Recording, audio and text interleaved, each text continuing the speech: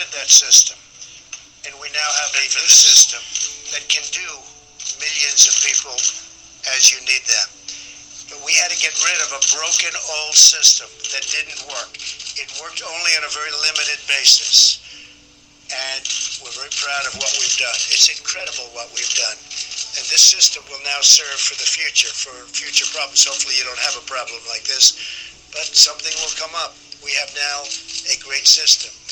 And it's almost fully in gear, but it's able to test millions of people. But we inherited a broken, old, frankly, a terrible system. We fixed it, and we've done a great job. And we haven't been given the credit that we deserve, that I can tell you. But the one that really deserves the credit are the American people. All right. Let's start off by saying Barakatah Yahweh, Ba'ashem Yahushai, Ba'ashem Rachah Kodash. Welcome to another live lesson. The name of this one pretty much is 70 AD all over again. And pretty much those of you brothers that have been studying, that have been watching the videos and teaching, you know, you have a working knowledge of history and things that took place, certain events that took place in history. And one of the greatest events that took place to our nation was the sieging of Jerusalem and the taking down of Jerusalem, beginning around 64 AD and ending, it was either 66, I believe, 66 AD, and it ended 70 AD, but there were still strongholds till about 73, 74 AD. But the main date and the main takedown was 70 AD, which is when they sacked Jerusalem and destroyed the temple. And this is when the Roman Empire, the military, surrounded Jerusalem in a siege. And pretty much we're seeing the same thing playing out today, you know, as they're pushing this coronavirus situation on the world. Now you have some people that are saying it's a hoax, you have some people that are saying it's real. Regardless of if it's fake or if it's real, they're using this event to push forward their agenda. And what you just heard was Donald Trump pretty much saying that we had to fix this old system that was broken and bring in a new one, in so many words. So basically, this event here can catapult in 2020, the year of prophecy, the new world order, getting rid of the old world order. And that's pretty much what you're saying, that system is broken, so they had to bring in a new one. This is... and that's what took over Jerusalem back then, was, you know, the Roman armies that came and besieged it pursuant to prophecy, which we're going to get some of them precepts in prophecy. Now, as we speak right now, they're deploying the National Guard throughout America. You know, there's all type of stuff going on around the world, but we're focusing on America because America is Babylon the Great in prophecy, and that is the name of America biblically. And what's happening is they're using the National Guard to deploy them all throughout the United States before they make this move, to be able to keep order when looters and rioters start losing their mind, when they can't move about freely, they can't get what they want. You know, they can't go to their favorite restaurants anymore, they can't get their favorite liquor anymore, you know. Total lockdown. So I'm going to play a little bit of this. Hopefully they don't give me a strike. This is from PBS NewsHour, Secretary of Defense. And it says Defense Secretary Mark Esper on mobilizing the U.S. military to fight COVID-19. And pretty much what they're doing is systematically shutting down everything and using the military to keep order, just like they did in 70 AD. That's pretty much why the military was sent there, because you had Jake that was turning up. They were revolting, and they sent the Roman military there to shut them down, you know, and to quell the situation and, you know, bring the situation to normal again. And this is what's being done here. So let's play a little bit of this. And now we turn to the U.S. military and defense community's role in the fight against COVID-19. Late this afternoon, I spoke with Secretary of Defense Mark Esper, who was at the Pentagon. Secretary Mark Esper, thank you very much for joining us. Let's start with COVID-19. We are told the military gearing up in a big way, sending hospital ship, one to each coast, providing hospital beds on land, providing masks and other material. It's a lot. Is it going to be enough? I think so, Judy. We're putting all of our efforts into this. As you noted, we're providing to the states manpower. We're providing medical equipment and supplies. We are going to dispatch our hospital ships, one on the East Coast, one on the West Coast. We are contributing to the effort through our military research labs, where we are working mightily on both a vaccine and therapeutics. So we're doing everything we can to help with this effort and to help protect the American people. Mr. Secretary, on the military ships, our understanding is that they would be used to handle the overflow of seriously ill patients from hospitals, so that on-land hospitals would work with the COVID-19 patients. Is that right? Slightly right. So the purpose of these ships, of course, are for wartime use. So they are geared to handle trauma patients. So think of people with head injuries, lacerations, broken bones, those types of things. Based on how the ships are configured, they're not built to handle patients with infectious disease. So what we can do is we can pull a ship into a harbor, we can dock, and we can help either pick up trauma patients from a local hospital, thus freeing up a bed space for patients with COVID-19, or we could help with the overflow of trauma patients in recovery who would come out of the hospital. Again, once again, freeing up bed space for localities to put infected patients into those rooms. Reserve forces, Mr. Secretary, you've said you've tried to avoid calling them up to the extent it would hurt any vital role they're playing in their community. So how are you thinking about that in terms of using active duty forces versus the reserves and making that tough decision about whether to pull them out? Well, it's first important to note that 29 of the states now have activated their National Guard. The National Guard is a very capable force. I served in the National Guard for many years, so I know what they can do. And what I've said with regard to the reservists is this.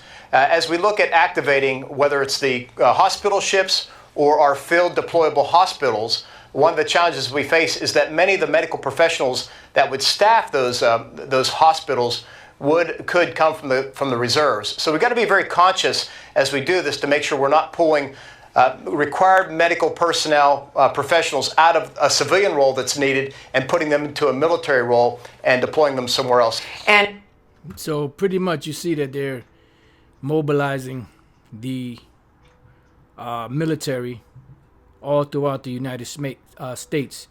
You know, on the East Coast, the West Coast, you know, they're so-called playing it on the, you know, on the helping, you know, to free up beds and, you know, stuff of that nature for COVID. But pretty much all it is just a way for them to be ready and prepared in place in case anything really breaks out. This is another article another brother sent me. A couple of brothers sent it to me. New York City mayor says Trump should call for military action on coronavirus. You know, and, you know, this is pretty much what's happening. They're using the military, bringing them in, putting them in place just in case. But they know that shit is going to jump off, you know, because this is what they plan. Because they want, at the end of the day, ordo ab chaos. Because in order for them to bring in order, there has to be chaos first. So I have here the Romans destroyed the temple at Jerusalem 70 AD, and I put this in the description box if brothers want to read it. I'm going to read some of it. I don't know if I'm going to read the whole thing. It's not really long.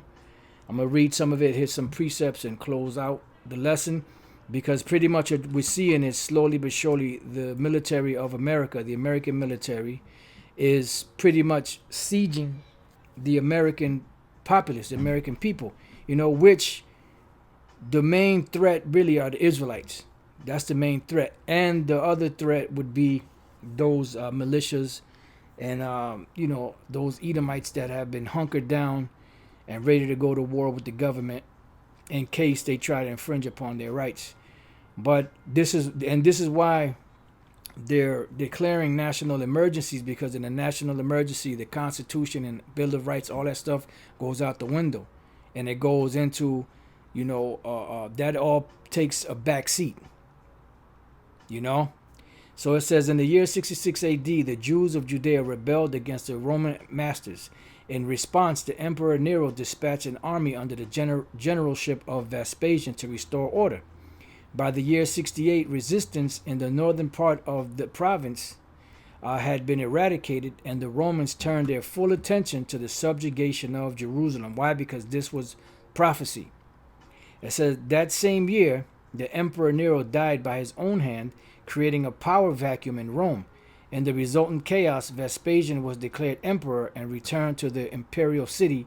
It fell to his son, Titus, to lead the remaining army in the assault on Jerusalem. And pretty much what they don't tell you in here is that you had a Jake who was an Israelite, that was an experienced general, Tiberius Julius Alexander, who actually was the one that went up in there and put a halt to the rebellion, because Titus was very inexperienced. He was young, very inexperienced, and he didn't have a clue of what the hell to do. It was a Jake, a so-called Negro by the name of Tiberius Julius Alexander, TBJ, Tiberius Julius Alexander, TJA, Tiberius Julius Alexander, that went up in there and settled this whole thing. And from this, when they actually got up in there and put the rebellion down, the artifacts and gold and money that they took from the treasury of the temple, they used to finance and build that finish building that Colosseum. Okay, and you have what they call the Ark of Titus, and they show you pictures of the menorah, and that was the conquest of Esau in the Roman Empire of Jerusalem, and this was prophesied to happen. And we're going to read some of that. So the Roman legions surrounded the city and began to slowly squeeze the life out of the Jewish stronghold. And this is what you're seeing going on right now in America. They're sending in the National Guard, but prior to that, they were saying, well, self-quarantine and maintain 6 feet away from each other. In the restaurants, no more than 500 people can gather, no more than 250 people can gather, no more than 50 people, no more than 10. You can't eat in anymore at the restaurants, but you could take out. And eventually what they're doing is they're squeezing and strangling the life out of the everyday so-called American life. And this is what's happening. So they're besieging America. It says, by the year 70, the attackers had breached Jerusalem's outer walls and began a systematic ransacking of the city. And that's what's about to go down here in America. A systematic ransacking of America. The assault culminated in the burning and destruction of the temple that served as a center of Judaism. In victory, the Romans slaughtered thousands. Of those spared from death, thousands more were enslaved and sent to toil in the mines of Egypt. Others were dispersed to arenas throughout the empire to be butchered for the amusement of the public. The temple's sacred relics were taken to Rome, where they were displayed in celebration of the victory. So pretty much those that comply, they have use for it, they will assimilate them into the New World Order. Those that resist will be put to death. They could have something similar to what went on back then, because they would take some of the followers of the Lord, Yahweh Shai, and put them in these arenas, gladiatorial arenas, and have them fight or actually be mauled by gladiators or by animals. So this is the same thing done over again. It says the rebellion sputtered on for another 3 years and was finally extinguished in 73 AD with the fall of the various pockets of resistance, including the stronghold at Masada. And you could do the research on that, on Masada, on your own. It says the Jews let out a shout of dismay that matched the tragedy, because that's when they were burning down the temple. Our only first-hand account of the Roman assault on the temple comes from the Jewish historian Josephus Flavius. Josephus was a former leader of the Jewish revolt who had surrendered to the Romans and had won favor from Vespasian. In gratitude, Josephus took on Vespasian's family named Flavius as his own. We joined his account as the Romans fight their way into the inner sanctum of the temple. And this was the final straw when they burnt the inner sanctum, or the Holy of Holies, the temple. All right. It says the rebels shortly after attacked the Romans again, and a clash followed between the guards of the sanctuary and the troops who were putting out the fire inside the inner court. The latter routed the Jews and followed in hot pursuit right up to the temple itself. Then one of the soldiers, without awaiting any orders and with no dread of so momentous a deed, but urged on by some supernatural force, snatched a blazing piece of wood and, climbing on another shoulder's back, hurled the flaming brand through a low golden window that gave access on the north side to the rooms that surrounded the sanctuary. So pretty much, you notice it said that it's like he was almost possessed by a supernatural force and guided to do this. And that's exactly what it was, because it was the Most High putting the spirit on this individual to do that, because this was the time that Jerusalem was to be totally taken down. Now, let's go real quick and we'll come back to that. Matthew 24:1. It says, and Yahushua went out and departed from the temple, and his disciples came to him to show him the buildings of the temple, because they were magnificent structures, you know, and these structures that were set up were about to be destroyed. And Yahushua said unto them, see ye not all these things? Verily I say unto you, there shall not be left here one stone upon another that shall not be thrown down. And that was talking about the temple in Jerusalem. It was about to be destroyed.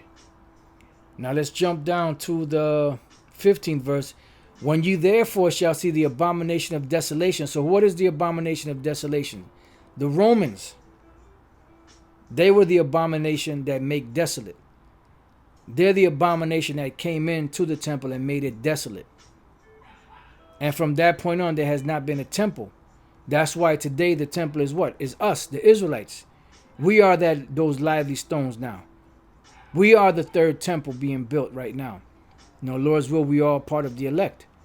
It says, spoken of by Daniel the prophet, standing in the holy place, whoso readeth, let him understand. So when you see these things happening, you know that the time that the Lord said that Jerusalem was going to be destroyed was being fulfilled. And when you see these things, it says, then let them which be in Judea flee into the mountain. Let him which is in the housetop not come down to take anything out of his house. Neither let him which is in the field return back to take his clothes. And woe unto them that are with child, and to them that give suck in those days. But pray that your flight be not in the winter, neither on the Sabbath day. Why? Because there was a lot of tribulation going on back then for Jake. And now what we're witnessing is the same thing all over again, being done the same way in a different time period, with the same people being called by a different name. They're called Americans today. Back then they were called Romans. And this is why they're deploying the National Guard. So this could be that event that just brings in the end. And we hope for that. You know? So now let's go from there to the book of Luke chapter 19 and verse, just bear with me 1 second, 41. And when he was come near, he beheld the city and wept over it. Why did he weep over it? Because back around this time, which was around 33 AD or so, in that time frame, he actually saw the destruction of Jerusalem. He saw the Roman armies coming, besieging the city. He saw the men, the women, the children being killed, put to death. He saw the temple being burnt down. And that's why he wept over it. It says, saying, if thou hadst known, even thou, at least in this thy day, the things which belong unto thy peace, but now they are hid from thine eyes, just like they are hid from the eyes of Jake out here. The things that belong to their peace.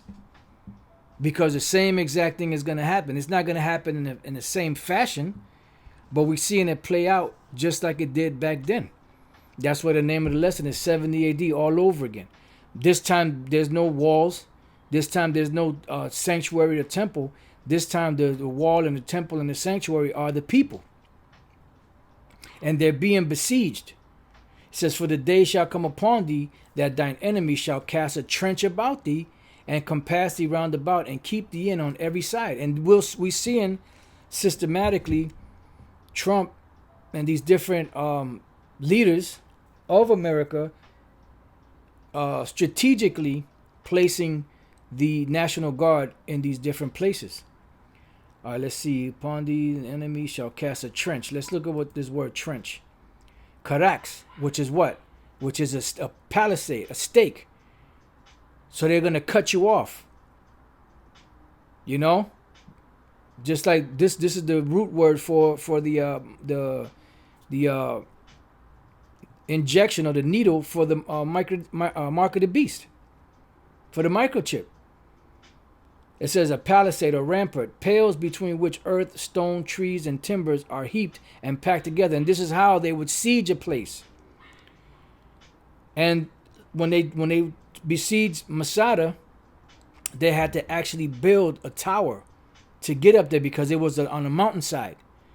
So they had to cut down trees and lay down stones and boulders and bring the Roman military all the way up to the walls of Masada.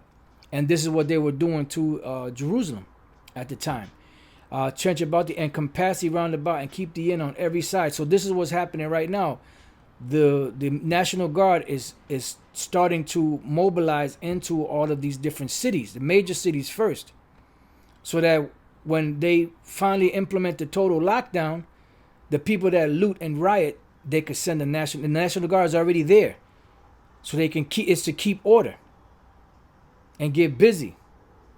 All right, it says, and shall lay thee even with the ground, and that's happened back then. It's going to happen again today, and thy children within thee, because at this time when Yahushua spoke about this and told him about this, these people, some of them were around his age. They were like in their 30s. So fast forward it to about another 35 years into the future or so, 35, 36, 34, depending on the time frame. These people were like in their 60s and 70s. And their children were probably in their 30s and 40s. And then they had children, and there were children, that babies that they had. It says, and they shall not leave in thee one stone upon another, that because thou knewest not the time of thy visitation. That's why he told them in Matthew 24 that when you see Jerusalem he said, when you see the abomination of desolation, flee into the wilderness. And we're going to read in the 21st chapter. Let's go to that one. 21 and 20. And when you shall see Jerusalem compassed with armies, then know that the desolation thereof is nigh. And this is what we're seeing right now. We're witnessing Esau mounting an assault on the people, mainly upon Jacob, because we know that the main people that are the main threat to Esau and the New World Order is the nation of Israel, because we have their birthright, which belonged to us anyway. He was just holding on to it for a while. Then let them which be in. So when you see these armies, right, compassing Jerusalem, surrounding, and that's what's happening. They're putting ships on the west coast. They're putting ships on the east coast, of National Guard. They're putting, they're sending all different types of military vehicles throughout these major cities. They're deploying National Guard to all these different major cities and other surrounding cities, because they plan on going on total lockdown. And at first, people are going to revolt because they're not used to that. They're used to getting up in the morning. If they're not working that day, they go about their business, go to the bar, go to the restaurant, go to watch a game, go to the park, go fishing, go hiking, whatever the case is, go to the gym, which they can't do anymore. Then they get hungry, they go buy stuff, they might buy groceries for the week or for a couple of days. But now they're starting to shut all that down. Then let them which are in Judea flee to the mountains, and let them which are in the midst of it depart out, and let not them that are in the countries enter therein too. For these be the days of vengeance. What days of vengeance is speaking about? when the Lord said that the Roman army, which he called the abomination of desolation, was going to come in and ransack Jerusalem and destroy it. And this is what we see happening right now. We see the abomination that maketh desolate being set up throughout all of America through the military, the National Guard.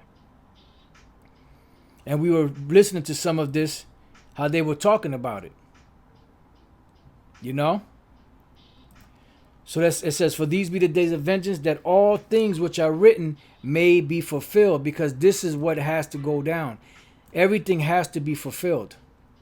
But woe unto them that are with child, and to them that give suck in those days, for there shall be great distress in the land, and wrath upon this people. And they're not gonna. We read in 2nd Ezra, the 16th chapter.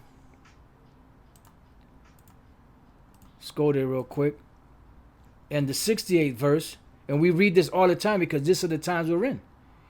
It says, for behold, the burning wrath of a great multitude is kindled over you, and they shall take away certain of you, and feed you, being idle with things offered unto idols, and they that consent unto them shall be had in derision and in reproach and trodden under foot. Is that not what we're reading about here? Even though this is talking about 70 AD, you know, there's going to be something similar happening in this time. It says, for there shall be in every place and in the next cities a great insurrection upon those that fear the Lord. They shall be like madmen, sparing none. They're not going to give a damn if you're old, young, a baby, a girl, a boy, a fine woman, whatever. They're not going to care. But still spoiling and destroying those that fear the Lord.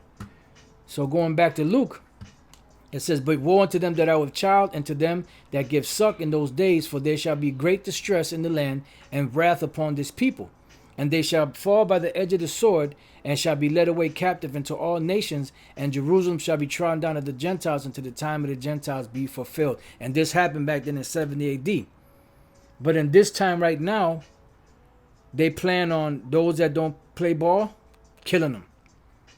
Those that they can re-educate them and set them up for this new world that Trump spoke about. That they got rid of the old broken system and are bringing in the new system because the old system was broken and no good. We had to make room for the new system. He's talking about the new world order. And the brother, just sent me that. All right, so now, before we read anything else, let me get this one precept. But we're gonna go back to that. Back to the article. All right, let's go back to this article here. Where is it? Right here.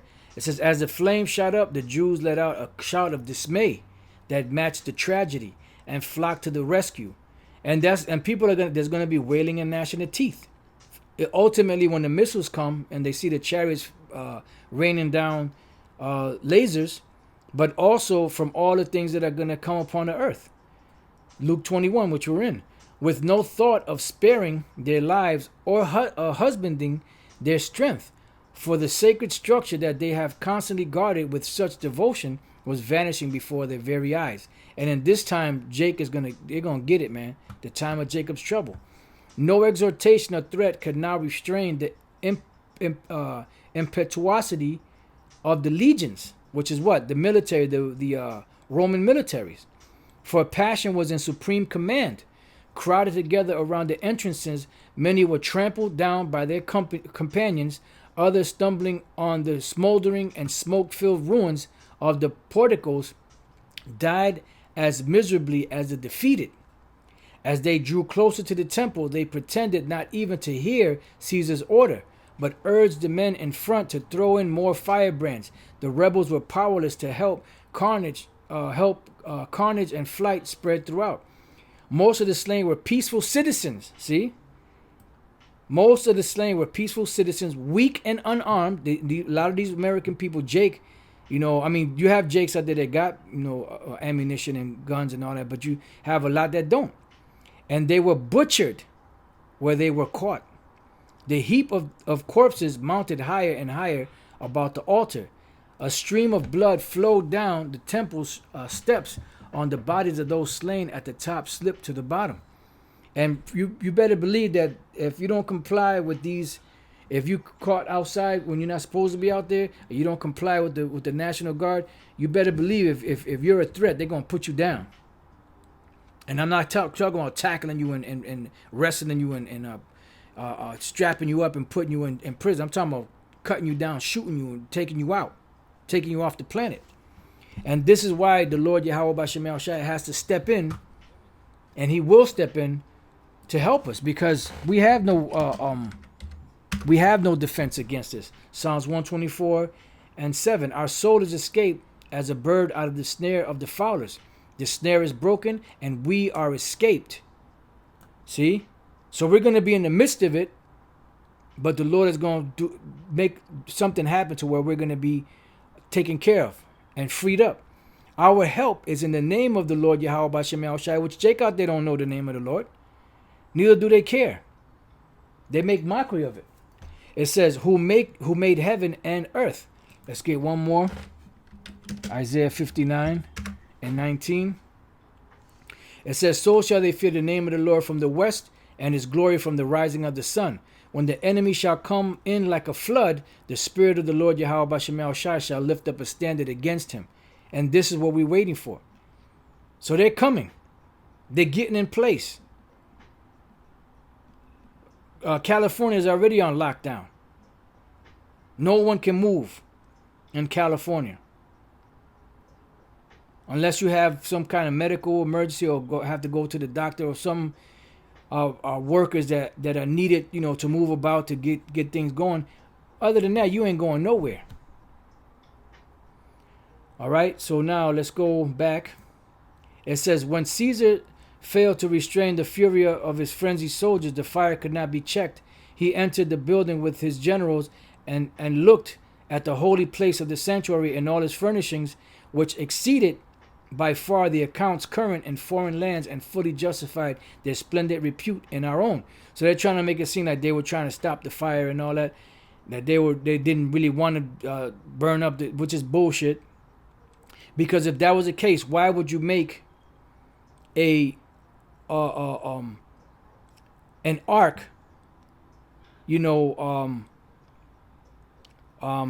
remembering your conquest?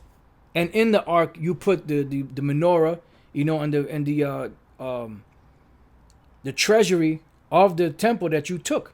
And then you not only did you take it, you used that that gold and money and all that to build your Colosseum. I'm just trying to jump down to the point, man. To put out fire, respect, stay utterly under control. Spurred, everything around them was made of gold. Most of them were spurred on, moreover, by the expectation of loot. See, convinced that the interior was full of money, and dazzled by observing that everything around them was made of gold. But they were forestalled by one of those who had entered into the building, and who, when Caesar dashed out to restrain the troops, pushed a firebrand, in the darkness into the hinges of the gate. Then, when the flames suddenly shot up from the interior, Caesar and his generals withdrew, and no one was left to prevent those outside from kindling the blaze. This in defiance of Caesar's wishes, the temple was set on fire, because this was the Lord. He wanted this to happen. Yahweh Shai said that there shall not be one stone upon another that shall not be thrown down. While the temple was ablaze, the attackers plundered it, and countless people who were caught by them were slaughtered. There was no pity for age, and no regard was accorded rank, children, and old men. Laymen and priests alike were butchered. Every class was pursued and crushed in the grip of war, whether they cried out for mercy or offered resistance.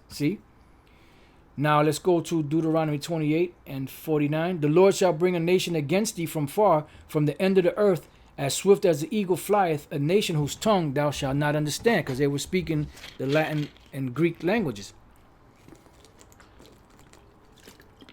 A nation of fierce countenance, which shall not regard the person of the old, nor show favor to the young. And these are historical accounts.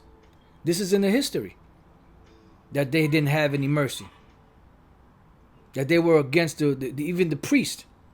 They butchered them. It says, And this fulfilled the prophecy in Deuteronomy 28.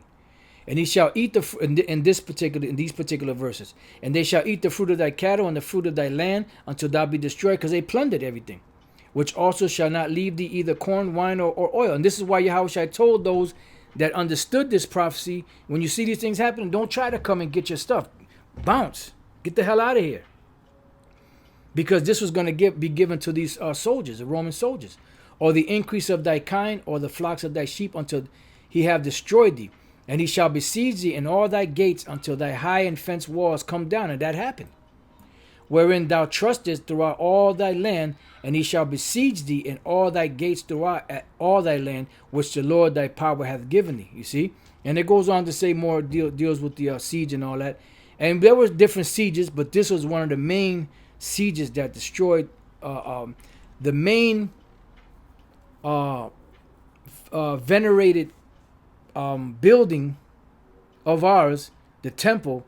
This is when it was totally taken down. And Jake from that point on fled and never been back to Jerusalem since. You know, until the Lord bring us back. Now let's read a little more of this. It says, through the roar of flames extremely far and wide, the groans of the falling victims were heard. Such was the height of the hail and the magnitude of the blazing pile that the entire city seemed to be ablaze. And the noise, nothing more deafening and frightening could be imagined. So you could imagine blood-curdling yells. And this is why this time, it says going to be weeping and gnashing of teeth. It's going to be far worse than this. There were the war cries of the Roman legions as they swept onwards in mass. So they didn't stop. The yells of the rebels encircled by fire and sword, the panic of the people who cut off above, fled into the arms of the enemy, and their shrieks as they met their fate. And this is why the Lord said, when your fear cometh as let's read that again. We read that earlier, but let's read that again. Proverbs 1. Let me see. I'm not sure what. Right, oh wow, went right to it. Proverbs 127. When your fear cometh as desolation, and your destruction cometh as a whirlwind, when distress and anguish cometh upon you, then shall you call upon me, but I will not answer. They shall seek me early, but they shall not find me. And the Lord said he was going to laugh at your calamities.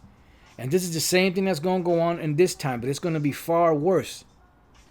The cries on the hill blended with those of the multitude in the city below, and now many people who were exhausted and tongue-tied as a result of hunger, when they beheld the temple on fire. Because remember, one of the things said that they were going to be in the law, in the curses in Deuteronomy said that they're going to turn to cannibalism because of hunger. When they beheld the temple on fire, found strength once more to lament and wail, Perea and the surrounding hills added their echoes to the deafening din. But more horrifying than the din were the sufferings.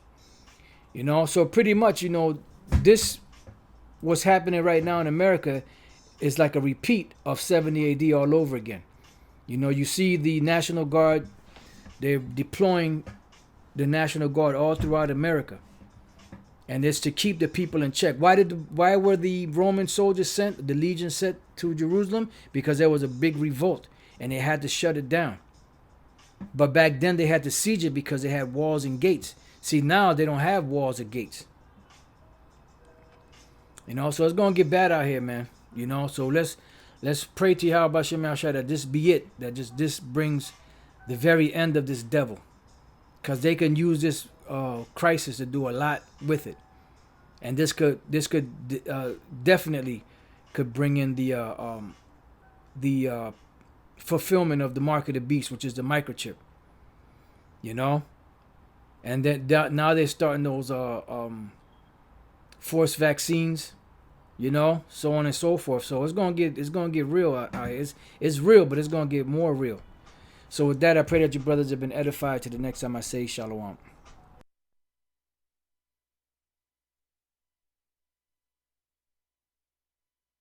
So you could imagine blood-curdling yells. And this is why this time it says going to be weeping and gnashing of teeth. It's going to be far worse than this. There were the war cries of the Roman legions as they swept onwards in mass. So they didn't stop. The yells of the rebels encircled by fire and sword, the panic of the people who cut off above fled into the arms of the enemy.